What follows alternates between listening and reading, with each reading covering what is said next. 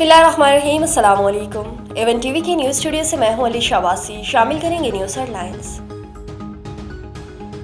Parliament house में मुज़ाकरात की मेज सजने को तैयार। सियासी तहरीक मामलात को सुलझाने के लिए पहुंचने लगे। हुकूमत और PTI में बाज़ाब्ता बातचीत का आगाज होगा।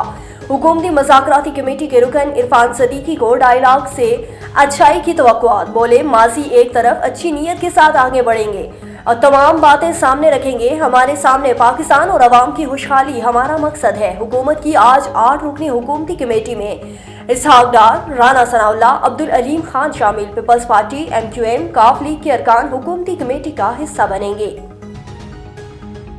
बानी और अहलिया के खिलाफ 190 मिलियन पाउंड रेफरेंस का फैसला मौखर। फैसला आज नहीं होगा। जज नासिर जावेद राना का वकील को जवाब एहतसाब अदालत ने 18 दिसंबर को फैसला महफूज किया था। पाकिस्तान जनूबी अफ्रीका को होम ग्राउंड पर वाइट वॉश करने वाला पहला मुल्क बन गया। चैंपियंस ट्रॉफी से पहले ग्रीन शर्ट्स का एक और पावर शो। पाकिस्तान ने तीसरे वनडे पर प्रोटीज को 36 रन से हरा दिया। साइम अयूब की मुसलसल दूसरी सेंचुरी, सुफियान के 4 शिकार हदफ मेजबान टीम को 271 रन पर ढेर कर दिया। साइम मैच और सीरीज के बेहतरीन खिलाड़ी करार।